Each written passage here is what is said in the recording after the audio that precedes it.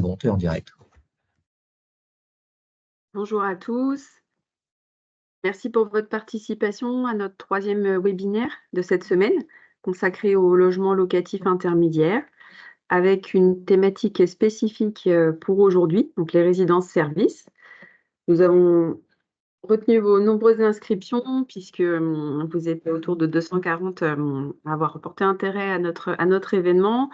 Je suis accompagnée de Tristan Ruiz, notre directeur de marché auprès des bailleurs sociaux et des OFS, que vous avez pu suivre lors des 2 premiers webinaires.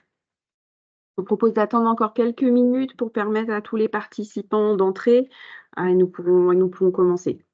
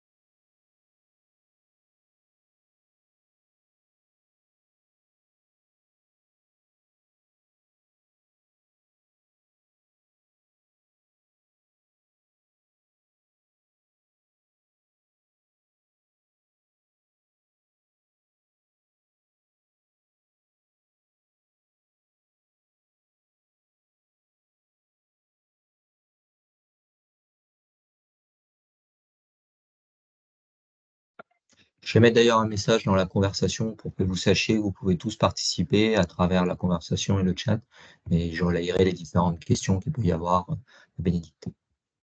Oui, voilà, très simplement pour l'organisation, vous pouvez, on fera notre possible pour traiter vos questions durant notre session. Vous pouvez les écrire dans le chat comme l'indique Tristan, et si nous n'avons pas le temps de tout traiter, je m'engage à y répondre ultérieurement. Et Et j'en puis vous profite d'ailleurs pouvez, pour répondre à Hélène Bizaga qui a posé une question. Alors, vous recevrez bien le webinaire, il vous sera diffusé, étant donné que quand vous êtes inscrit, il vous sera adressé avec l'ensemble du replay à la fin de la réunion. Voilà, je le précise. Bon, allez, je notais. tout à fait. Bon, on va pouvoir commencer. Alors, nous allons passer 45 minutes ensemble. L'objectif, c'est de vous apporter un maximum d'éléments pour mieux comprendre les enjeux et les conséquences du dispositif du logement locatif intermédiaire et notre point de vue actuel sur l'actualité du développement des résidences-services via ce montage spécifique. Donc voilà, on a vu les éléments pour l'organisation. Alors, rapidement, en fonction de votre connaissance que vous avez d'adéquation. Donc, on a un cabinet d'études et de conseil en immobilier depuis maintenant plus de 30 ans. Voici quelques chiffres clés qui concernent notre volume d'activité et nos implantations régionales au travers de nos 9 équipes en direction régionale. Leur travail, c'est d'avoir la proximité des acteurs locaux, mais aussi leur connaissance et leur expertise sur chacun de leurs territoires.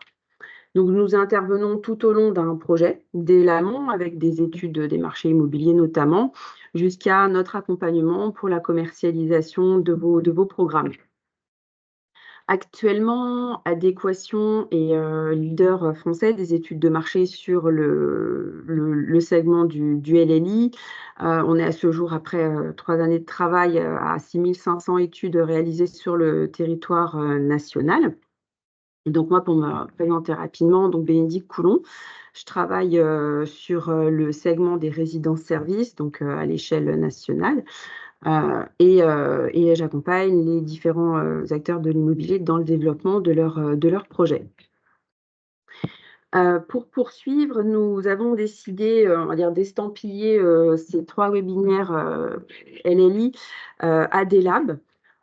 Puisque pour nous, c'est vraiment un segment d'avenir et c'est notre quotidien de chercher continuellement à être précurseur sur tout ce qui fera le logement de demain. Donc, ces journées du LLI, elles viennent dans la poursuite de l'événement qui avait eu lieu en mai 2022 au pavillon de l'Arsenal, qui concernait toute la thématique du living. et également tout notre travail et nos réflexions qui avaient été menées sur le bail réel solidaire, donc le BRS. Et c'est vrai qu'aujourd'hui, après ce travail, donc depuis quelques années, je crois qu'on a à peu près un demi-millier d'études qui ont été réalisées sur le concept du BRS. Donc, c'est vraiment notre, notre volonté de pouvoir développer et réfléchir sur ces thématiques-là. Vous trouverez également de la matière et des réflexions sur notre plateforme média et via notre site internet, donc sur des thématiques du logement, on va dire en général, et des thématiques comme le LLI plus poussées et plus spécifiques via ce canal, là. Alors, aujourd'hui, nous allons essayer de répondre à la problématique suivante, c'est-à-dire de comment l'ouverture du dispositif LLI aux résidences-services peut être un atout à la fois pour les territoires et leurs acteurs publics, pour les opérateurs, pour les usagers, donc les futurs résidents, mais aussi pour les investisseurs. Donc, pour y répondre, on va aborder plusieurs axes successifs. On va d'abord évoquer tout ce qui est dispositif juridique du LLI, puis son dispositif pratique.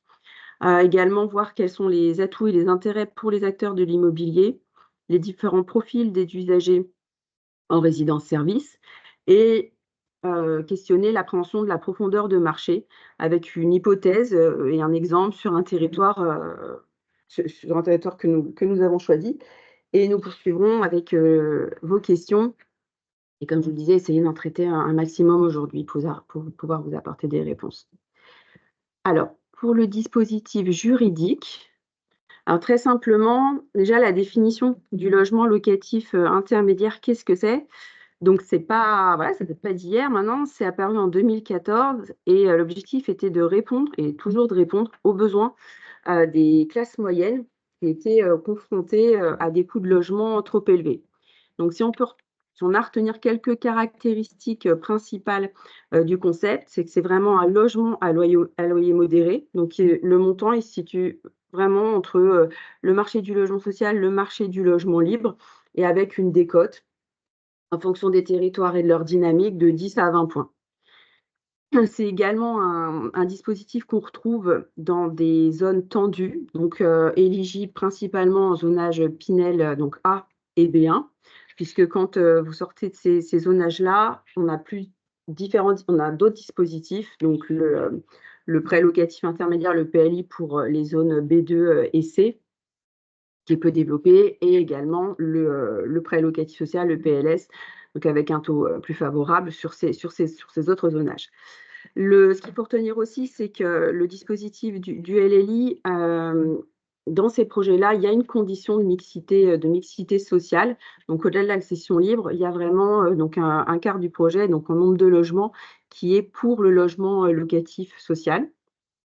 Et enfin, ce qu'on retient, c'est que, selon la stratégie des acteurs institutionnels dans la gestion de leur parc d'actifs, il y a un engagement de location et donc des paliers, si on peut dire ça comme ça, de vente à 11 et 16 ans par les bailleurs. Et un dispositif et un avantage, fiscal avec une TVA, à 10 et un crédit d'impôt, récemment instauré, en 2021. À partir de ces caractéristiques, qu'est-ce qu'on peut transposer et qu'est-ce qu'on peut utiliser pour le segment des résidences-services? C'est de retenir que c'est des implantations dans des territoires où le marché locatif est tendu. Alors, on va dire qu'il y a un différent scoring sur la tension des marchés immobiliers locatifs, mais voilà, ça peut être très tendu à tendu, mais pour les marchés détendus, l'implantation des RS en LLI sera plus compliquée.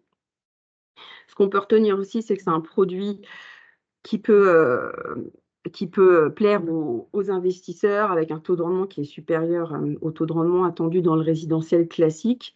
Et on verra avec, les différentes propositions de loi et les différents amendements qui ont été déposés, à quel type d'investisseurs ça peut convenir et que ça peut intéresser. Alors, donc comme je vous disais, ça a été mis en place en 2014. Et depuis 2014, il y a eu plusieurs évolutions.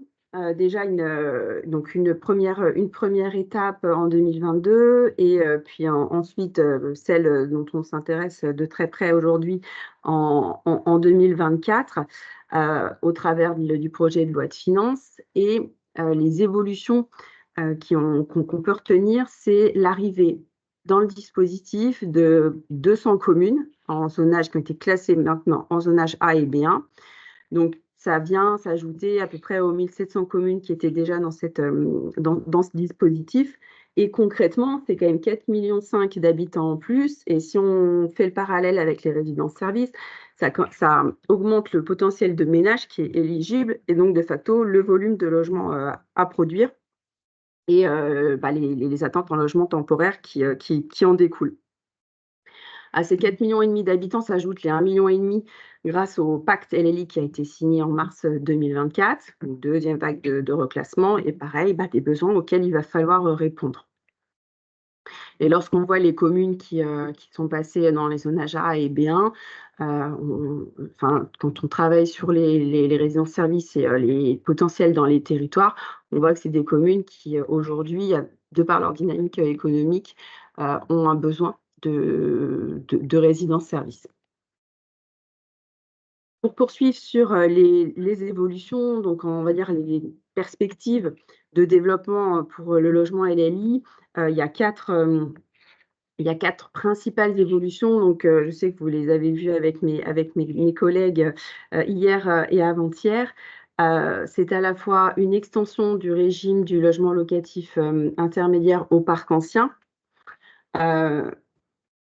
Aujourd'hui, si on le rapporte aux résidences-services, déjà, il va falloir développer le LLI sur le résidentiel neuf.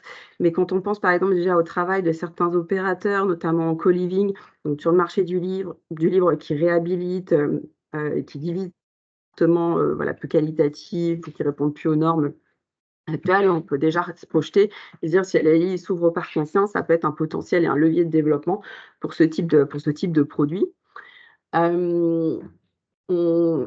Comme on l'indiquait, l'extension du LLI aux résidences gérées, l'ouverture à certains territoires complémentaires et donc rendre le LLI éligible aux différents supports d'investissement, puisque à ce jour, le gouvernement envisage d'accorder des avantages fiscaux aux investisseurs, donc personnes morales, donc investisseurs institutionnels, dans le logement locatif intermédiaire. Et j'ai lu également qu'il y avait eu un dépôt de propositions par un sénateur pour associer aussi les particuliers aux bénéfices de ces dispositions incitatives du LLI. Donc à voir à terme si c'est retenu.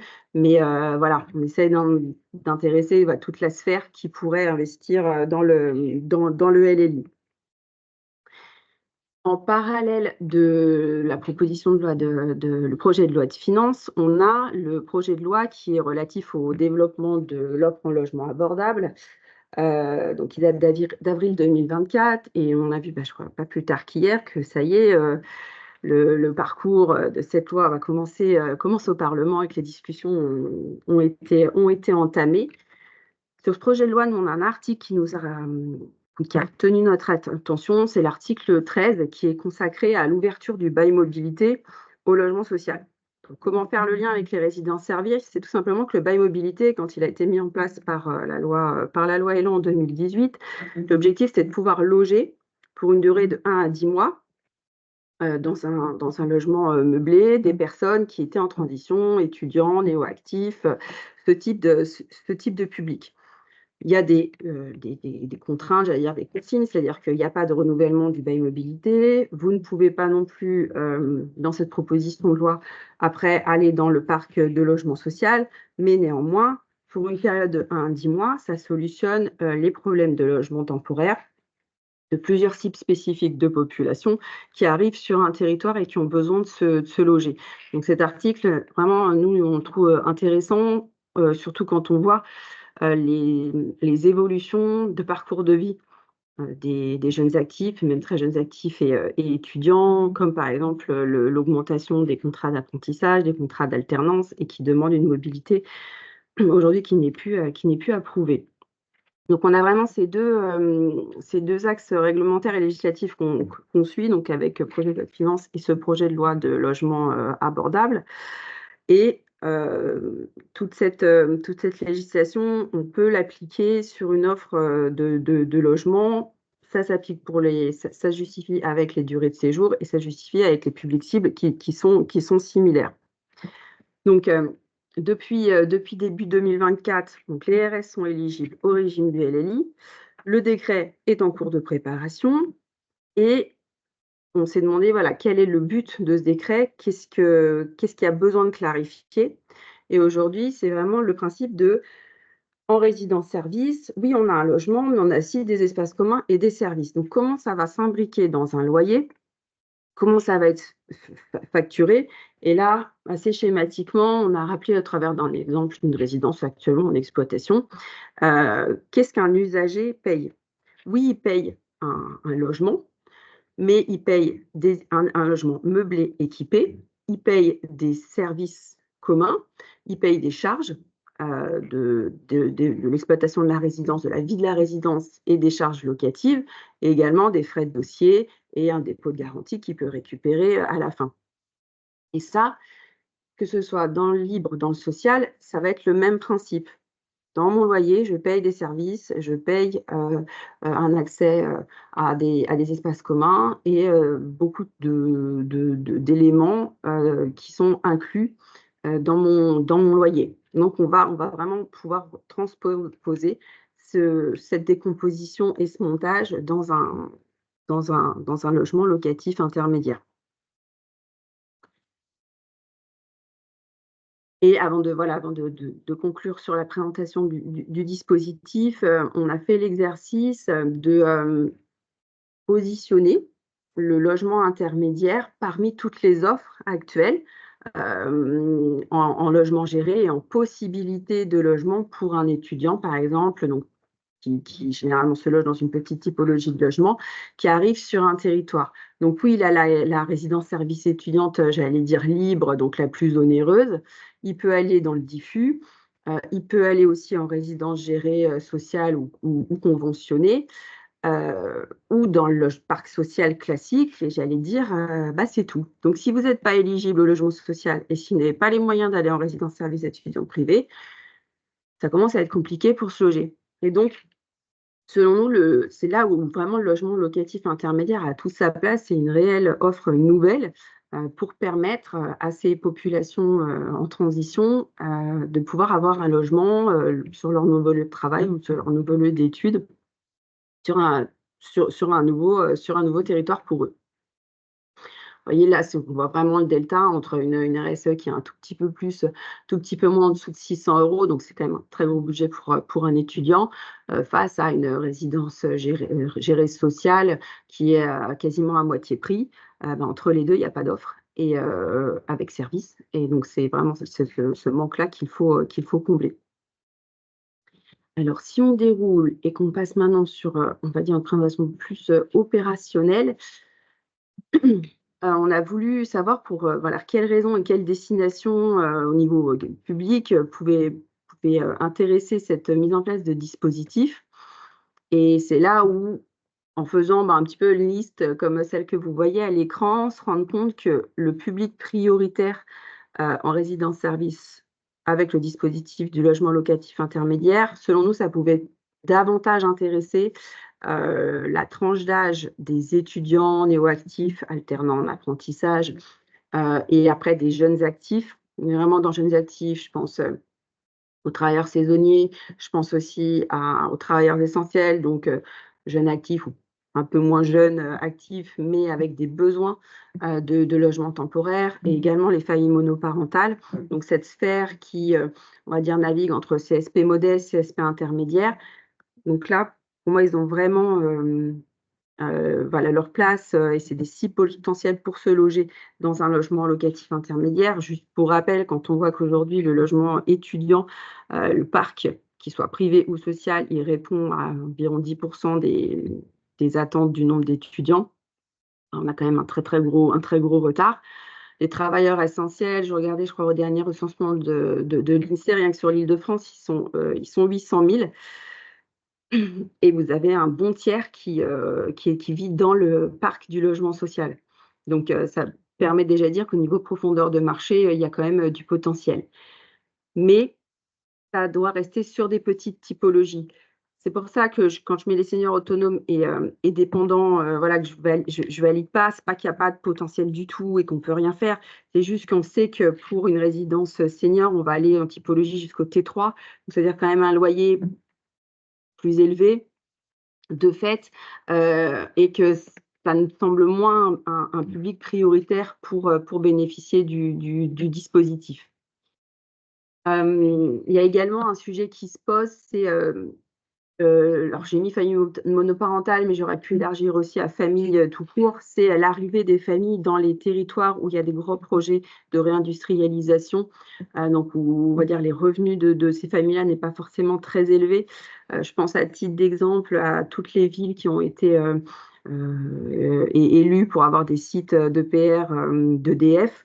C'est quand même des centaines d'emplois à chaque fois et des milliers de salariés d'entreprises prestataires qu'il faut loger et pour pouvoir permettre à ces gros projets économiques et industriels d'être pérennes. Donc ça, c'est voilà, pour les publics cibles, priorité les jeunes, qu'ils soient étudiants actifs, les jeunes et les travailleurs avec leurs différentes catégories. Pour ensuite voir les atouts et les intérêts que le LLI présente pour les différents acteurs de la ville, hem, on s'est donc interrogé sur mais le LLI, qu'est-ce que ça peut apporter pour un territoire? Quand un élu en prend connaissance, quel est le plus?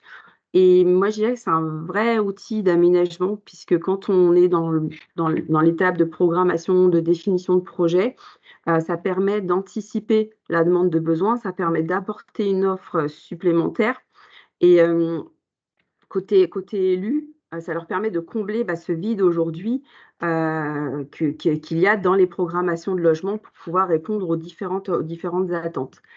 Et c'est vrai que les différentes attentes, elles viennent plus, davantage des publics cibles dont on parlait, donc étudiants et jeunes actifs.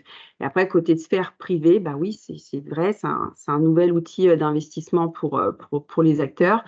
Donc ça ne doit pas être négligé et ça a aussi, toute sa place et son importance, dans ce dispositif.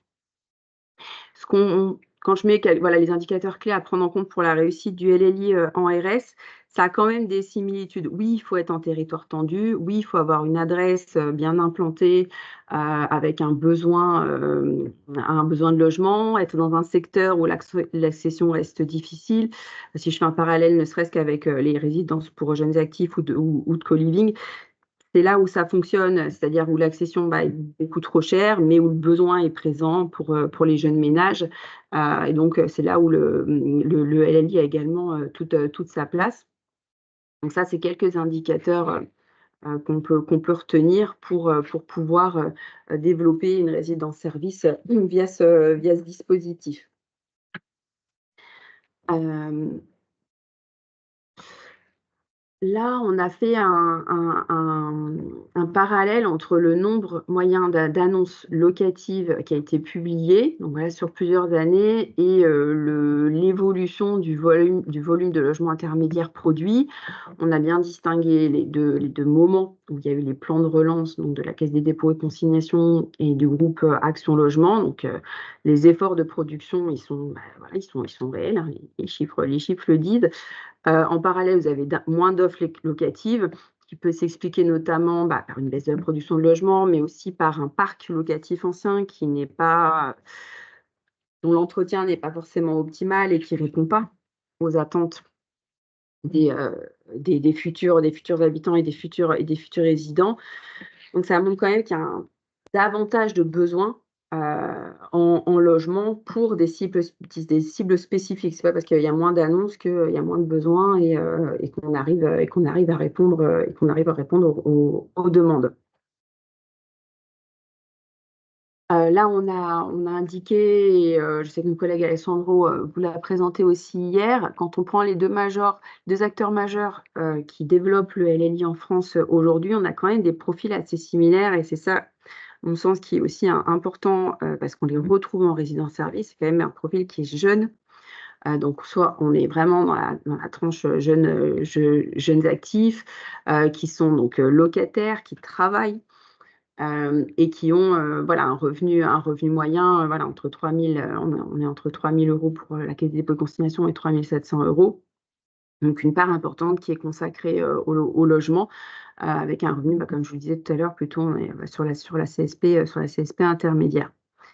Hem, donc ce qu'on peut indiquer, c'est que cette ouverture du dispositif LLI-ORS, c'est réellement un atout pour l'ensemble des opérateurs immobiliers, les collectivités pour, pouvoir loger, leurs nouveaux entrants, les usagers parce qu'avec, le desserrement des ménages, on a un volume de ménages qui augmente davantage, donc des besoins de logements en typologie plus petite et donc ce réel, levier, pour les investisseurs, sur la partie financière. On souhaitait, également on s'est attelé à un exercice de calcul d'hypothèse de profondeur de marché dans une commune de zonage B1.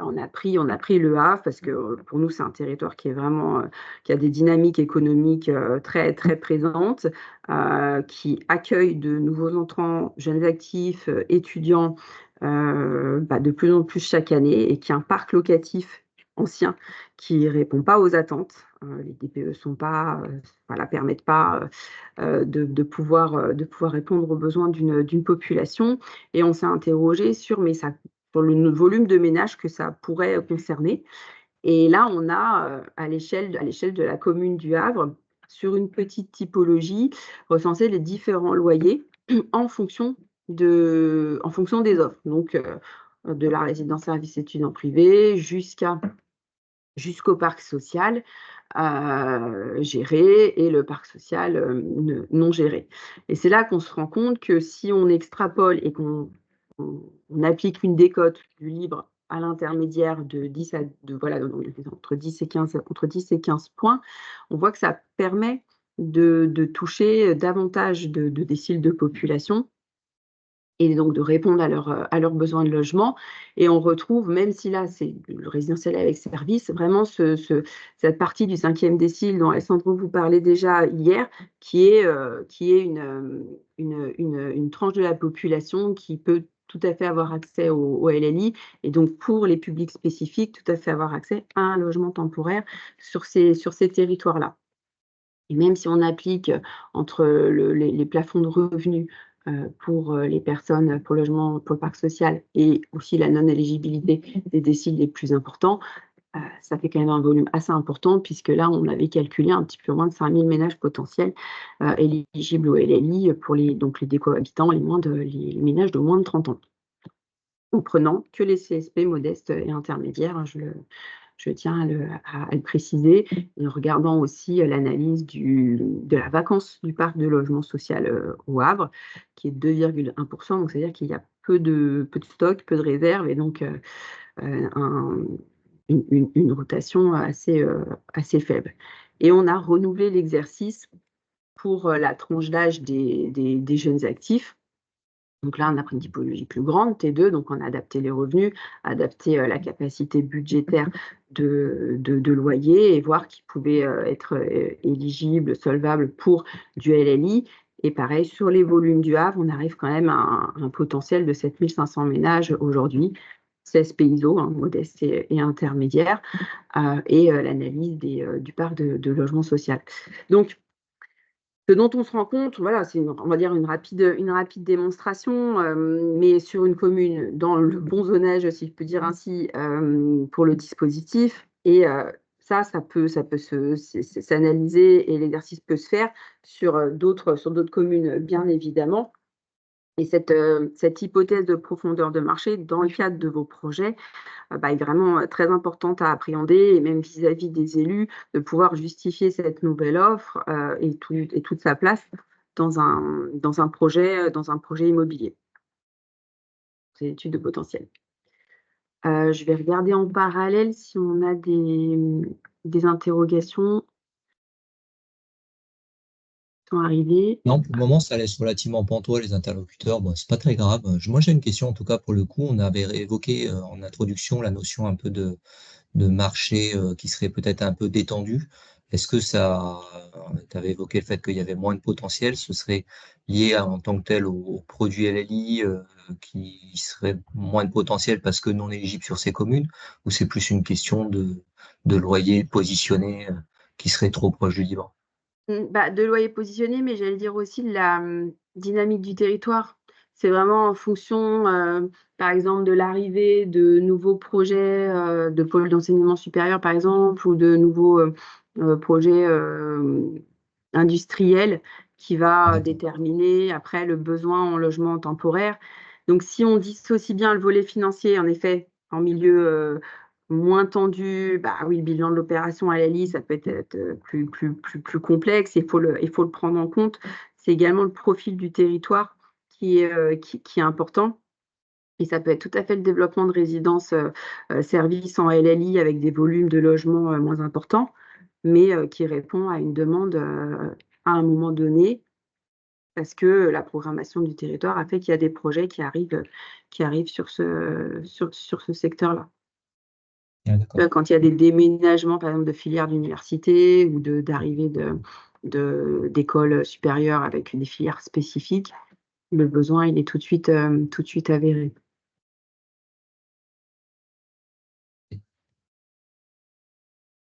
Alors, on a une personne qui pose une question. Bien fondé du LLI sur des petites surfaces et certains, mais quid du portage immobilier? Point d'interrogation, bail, mandat, quel est votre avis? Bail, mandat, j'allais dire, c'est en fonction de la conjoncture économique. Aujourd'hui, je vous dirais plus mandat pour que, l'investisseur, hem puisse avoir, un pied dans l'exploitation, il puisse, participer à l'exploitation de la résidence, mais donc aussi avoir une participation financière et une retombée financière, sur l'opération et sur son investissement. Après le bail est toujours possible, on est entre 9 et 12 ans. Un bail commercial entre donc l'investisseur et puis le gestionnaire. Mais le mandat de gestion, je trouve en ce moment paraît vraiment intéressant pour les acteurs et on voit que les investisseurs institutionnels, changent un peu leur cap et s'intéressent à ce montage. Alors, ce fameux utilisateur inconnu, puisque du coup, on vous connaît sous ce nom-là, indique qu'effectivement, c'est une approche qui est peut-être plus anglo-saxonne. Il s'interroge sur le quid de l'expérience client, c'est-à-dire finalement, est-ce que bail ou mandat, ça change quelque chose pour le locataire final à la fin? Et on a une question de Pierre-Emmanuel qui dit on a écarté rapidement les produits seniors, parfois qui sont implantés hors des grandes métropoles. Est-ce que ça peut avoir un impact ou pourquoi on les a finalement écartés? Alors bon, du coup, si c'est hors des grandes métropoles, il y a déjà un élément de réponse qui est celui du zonage, hein, puisque du coup, c'est pas forcément éligible. Mais il y a Mmh. d'autres raisons qui font qu'on l'a écarté. Alors, c'est vrai que je les ai écartés visuellement parce que je leur ai pas mis une petite coche, de validation. Ça ne veut pas dire qu'aucun projet, ne peut pas être regardé, mais c'est vrai que le fait que les typologies soient différentes, je pense que pour les montages financiers, ça peut être, plus complexe. Après, il faut le rapporter toujours pareil, au volume de logement de la résidence, aux services qui vont être proposés. On peut tout à fait être compétitif après pour les loyers. C'est vrai qu'ils sont parfois implantés, hors des grandes métropoles. Maintenant, il y a plusieurs produits dans le logement senior et ce qui peut être implanté hors grande métropole, en étant bien sûr sur une commune éligible au LLI, peut-être une réflexion sur tous les produits d'habitat partagé avec des volumes, plus faibles qu'une résidence service senior et ça je pense que enfin, c'est pas je pense, c'est vraiment ça se regarde et ça peut être source de développement sur des territoires et répondre, aux populations avec des revenus plus intermédiaires. Donc, c'est pas forcément, voilà, la localisation, mais c'est peut-être plus le produit, et le montage à ce moment-là qu'on peut envisager, de différents et répondre aux attentes des besoins en logement senior parce qu'ils sont réels, aujourd'hui. Il y a peut-être deux éléments complémentaires qu'on peut ajouter aussi à ça, qui sont un élément de marché, c'est-à-dire que quand vous êtes aussi sur des secteurs qui sont plus détendus, vous êtes en concurrence avec la maison individuelle. Donc là, ça veut dire produit T3, comme tu l'évoquais, Bénédicte, donc un loyer un peu plus cher quid de pas toucher finalement l'accession à une maison? Alors là, certes, vous avez des services qui sont associés, donc les gens viennent chercher autre chose, je dirais. Mais bon, il y a cette question-là. Puis le deuxième point, c'est la méthode de commercialisation du LLI qui est mise en place par les bailleurs, hein. Si je peux appeler ça comme ça, on peut appeler la mise en location. Ça dépend de comment on veut le nommer. Mais très souvent, c'est un produit qui est présenté aux futurs locataires comme un produit presque d'accession différée, c'est-à-dire finalement vous serez propriétaire dans 11 ans quand on vous revendra le bien. Donc sur une clientèle senior, ça peut intéresser. Bon, dans 11 ans, on ne sait jamais qu'est-ce que deviendra le senior, hein, sans être mauvaise langue, mais puisqu'il y a du PSLA qui s'achète aussi beaucoup en senior dans les secteurs détendus, mais on est sur un horizon d'achat qui est un horizon de 6 ans, pas un horizon de 6 mois, pardon, pas un horizon de 11 ans. Pas pareil. Nicolas avait une dernière question, et puis après on pourra, si tu voudras avancer. Bonjour, merci. Avec 25% de public en difficulté, le dispositif n'est pas adapté en zone en développement économique. À Dunkerque, nous négocions avec l'État un dispositif dédié aux salariés en mobilité adossé au LNI. Voilà, c'est une remarque, effectivement. Oui, merci pour ce complément. C'est vrai que c'est des secteurs comme Dunkerque, parce que nous, on l'étudie également parce qu'on sait que le besoin en logement temporaire est avéré, notamment avec les projets économiques qui s'y développent. Après, voilà, très simplement, sur la présentation, là, on a terminé avec une présentation beaucoup plus opérationnelle de aussi ce qu'on pouvait vous apporter. En termes de présentation, on est vraiment sur la fin, donc n'hésitez pas à nous apporter les compléments de remarques comme Monsieur Crozet ou vos questionnements qu'on peut traiter. Et au niveau méthodologie, comme vous l'indiquez, Sandro hier et Tristan mardi, on peut vous accompagner sur toutes les études de potentiel de vos opérations en logement locatif intermédiaire.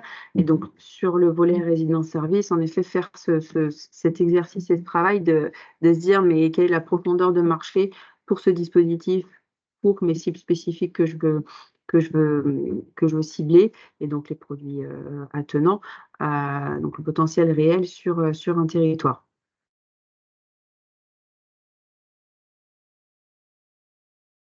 Alors, on a Johanna qui nous interroge. Connaissez-vous le volume minimum d'opérations pour développer une RG en LLI? Une RG, pardon, pour C'est sur notre résidence gérée.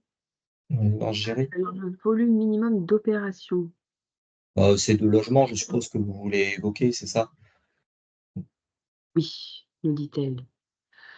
On n'est pas sur les mêmes volumes, effectivement, que sur la partie senior, hein, en LLI, que sur la partie, pardon, libre en LLI.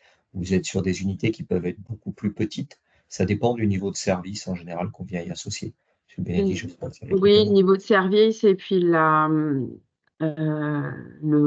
volume d'espaces communs, la place des espaces communs dans la résidence. Mais en effet, là où une RSS, elle va être à l'équilibre, on va dire au bout de 3 ans d'exploitation, à quasiment 80-90 logements minimum. En LLI, vous pouvez arriver à sortir des opérations plus petites, et je pense que c'est le propre aussi de ce dispositif, et pour répondre aussi aux différents profils de territoire sur lesquels vous pouvez développer. Mais je pense qu'il y aura plus de précision aussi dans les semaines à venir avec les différents décrets qui vont sortir. Ça rejoint un peu la question d'Élise Hérault. Bonjour Élise. Comment est défini le plafond de loyer du fait des services et des espaces communs? C'est au cœur des débats aujourd'hui, au cœur des discussions, et c'est ce qui va faire l'objet du décret d'application. Donc, on n'a pas de chiffre aujourd'hui, mais c'est ce qui va aussi, tout comme par exemple la définition d'un forfait service ou un forfait d'honoraires d'exploitation dans une résidence Crous, par exemple. Là, on a les mêmes débats en ce moment, et les différents acteurs et opérateurs sont dans cette discussion actuellement.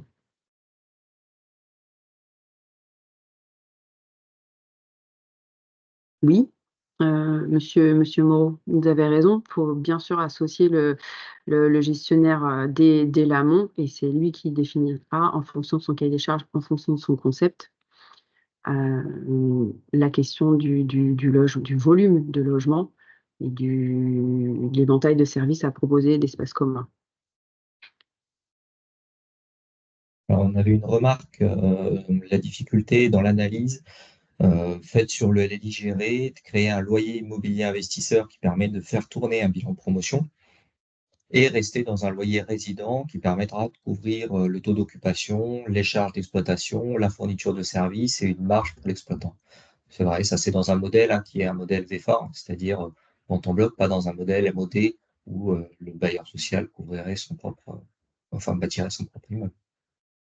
Oui, oui, de toute façon, on retrouve, des problématiques et des questionnements, similaires à comment faire tourner ma résidence service, sur le marché du livre, hein.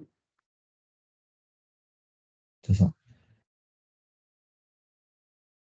Bonjour, avec 25%, Rémi nous dit bonjour, avec 25% de LLS obligatoire pour la réalisation de LLI et donc création d'une copropriété car potentiellement deux investisseurs, quid de la compatibilité avec un montage géré?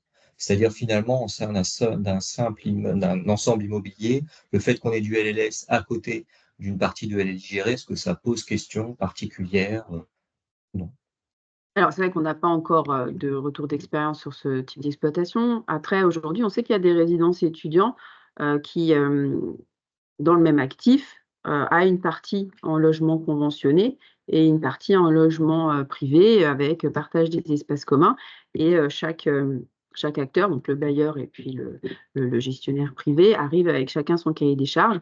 Donc l'agencement par exemple, et l'architecture intérieure du logement peut évoluer, mais peut avoir une mixité, hem, de sur le montage dans la même résidence. Après à voir si ça sera le même cas avec les résidences montées en LLI.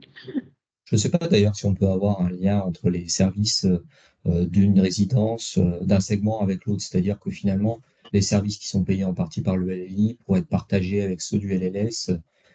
Est-ce que ça se voit sur des montages en libre où finalement les résidents libres payent, enfin, ont des services qui sont partagés à un plus grand nombre? Oui, on le voit. Tu peux partager Ce genre de tes choses. espaces communs ou tes services, après c'est vraiment, tu as ton bailleur ou ton investisseur propre et le fonctionnement et le montant de loyer de service, qui lui est propre. Ah, d'accord. Il existe ce genre de choses.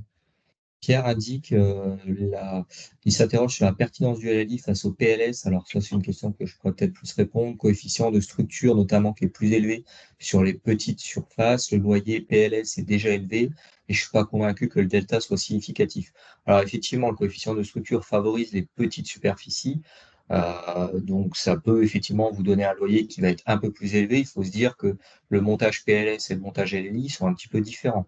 Le premier étant que le montage PLS ne bénéficie pas d'une ouverture potentielle à des investisseurs particuliers, en tout cas à l'apport de fonds propres par d'autres personnes, hein, puisque c'est ça l'intérêt à terme du dispositif LLI, c'est que finalement, là où vous, en tant que bailleur, vous mettez 15-20% de fonds propres dans vos opérations de logement social, bah, demain, vous serez peut-être amené à en mettre 30, 40, 50% dans des opérations LLI parce que c'est plus important. Et pour ça, soit en tant que bailleur, vous vendez votre chemise, soit vous allez essayer de chercher de l'argent un peu ailleurs. Et puis, c'est tout l'intérêt de ce dispositif d'aller chercher de l'argent un peu ailleurs.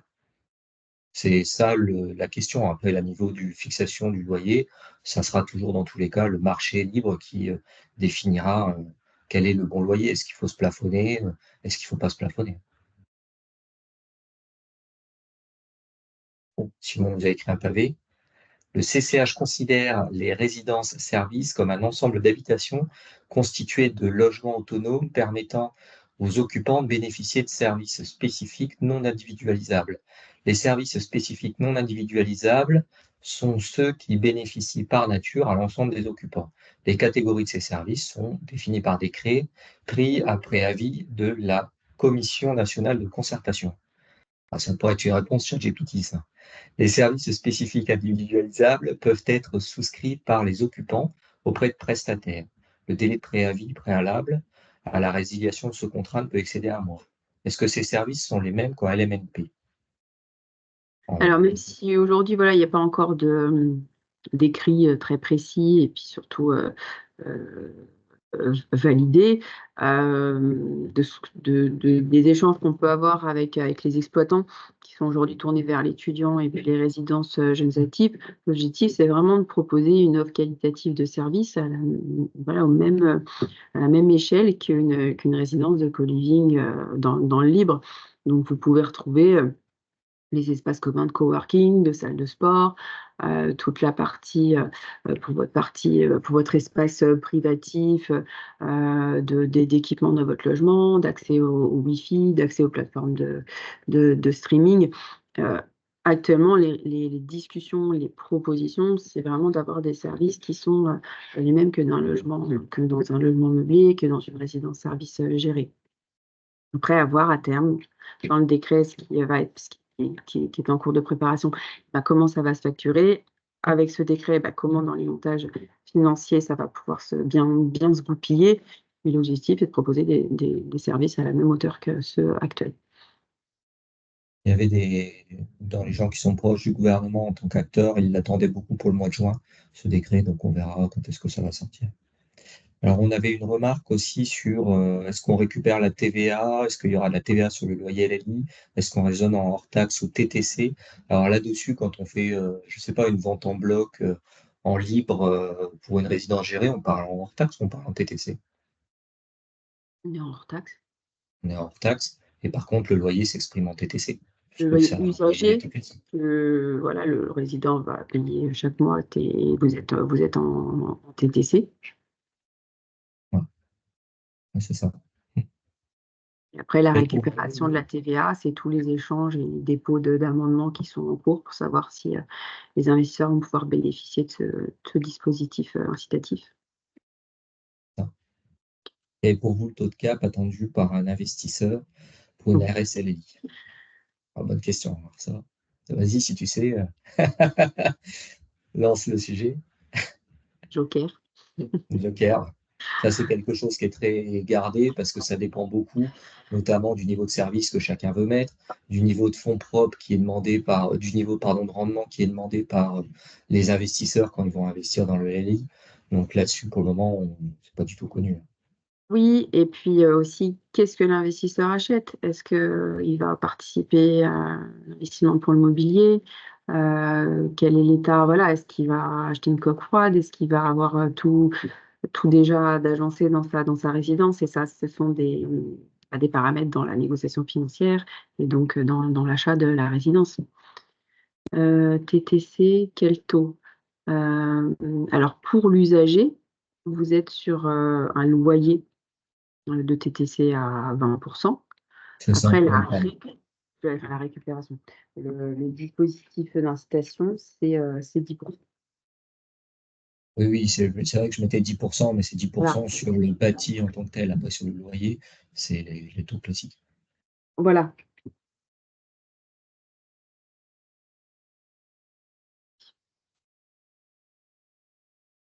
Et ben voilà, on a fait le tour des questions. Je te laisse conclure, Bénédicte. Ben, je vous remercie vraiment pour votre participation, parce que vous avez été nombreux ce matin. N'hésitez surtout pas, vous avez mes coordonnées en fin de présentation. Le replay va vous être transmis. Si vous avez des questions ultérieures, ben, je serais ravie d'y répondre. Si vous voulez qu'on échange plus précisément sur certains points qui concernent vos projets et votre développement, nous restons à votre disposition. Au revoir tout le monde. Très bonne journée à vous.